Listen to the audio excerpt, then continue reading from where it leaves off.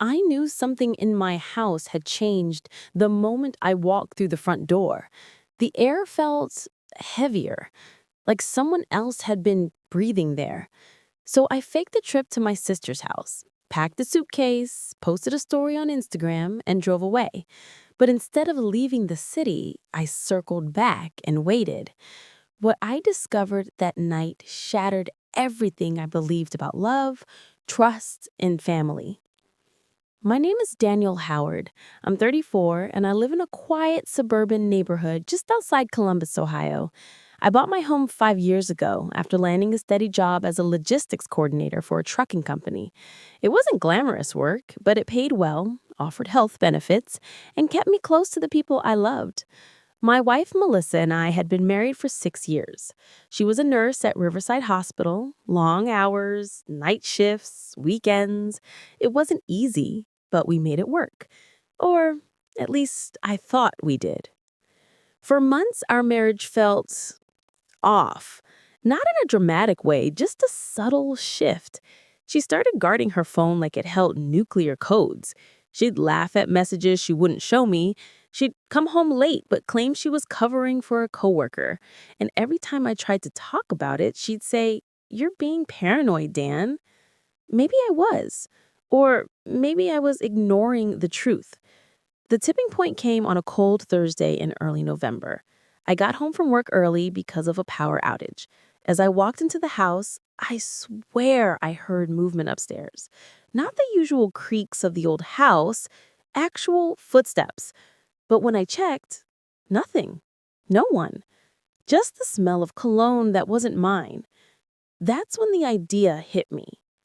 I told Melissa I was driving up to Cleveland to visit my sister for a long weekend. I packed a suitcase, grabbed my keys, kissed her goodbye, and she smiled. But it wasn't the smile of a wife who would miss her husband. It was the smile of someone relieved. I drove 2 blocks away, parked behind the closed-down CVS, and waited until nightfall. At around 9 p.m., Melissa texted, "Hope you made it there safe. Miss you already." I didn't respond. Instead, I walked back home through the alley, keeping to the shadows like some cheap detective from a crime show.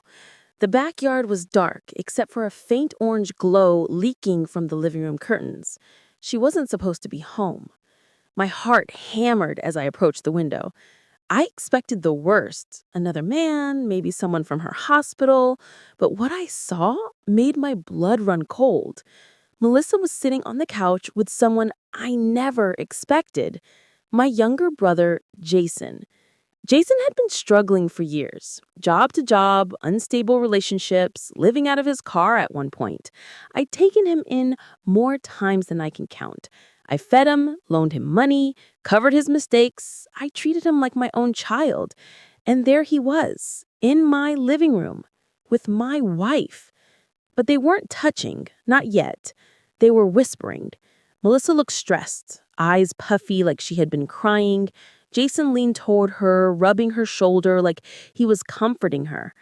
I pulled out my phone and recorded everything.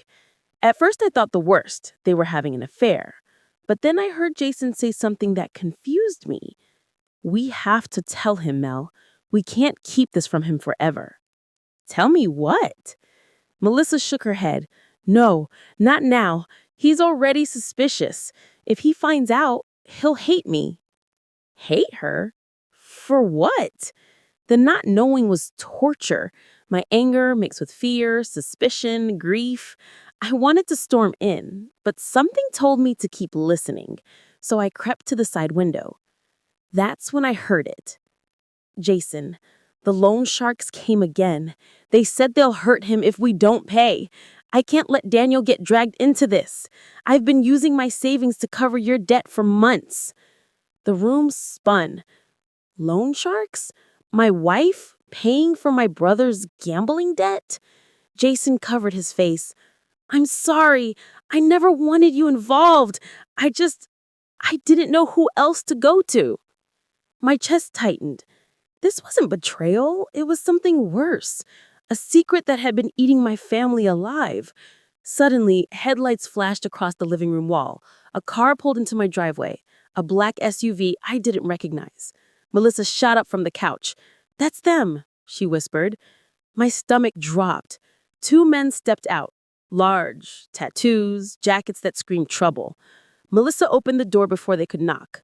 One of them barked, "Where's the money?" "I told you," Melissa stammered.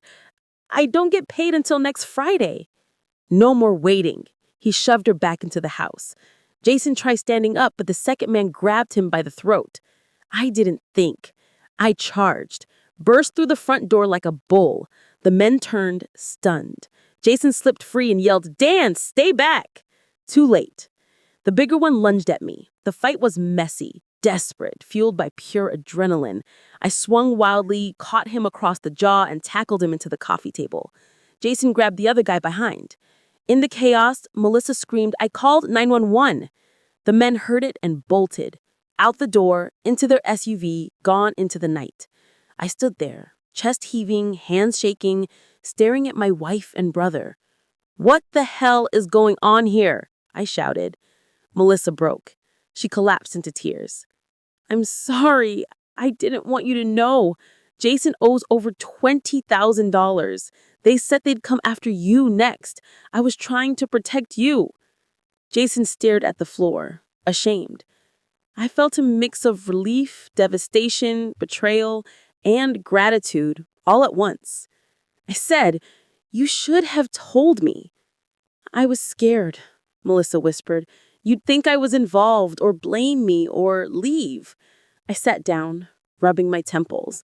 For months I had suspected cheating, but instead my wife had been fighting to protect me, alone.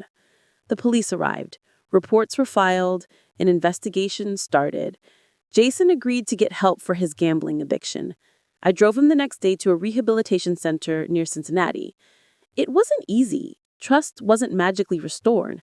My marriage had cracks now, not from infidelity, but from secrecy, fear, and the weight of responsibility Melissa carried alone. But we talked, really talked, for the first time in months. I realized something important. Sometimes love isn't just comfort and good days. Sometimes it's sacrifice, fear, late-night tears, impossible choices, and fighting battles that the other person may never even know about. Melissa shouldn't have carried all of that by herself, and Jason shouldn't have dragged us into his darkness. But life isn't perfect. People are messy. Families are complicated. We started couples therapy. Jason is 3 months clean now. The loan sharks were arrested on unrelated charges a week later. I still sleep lightly. I still check the house whenever I come home, but I'm no longer fighting shadows. Now, we face things together.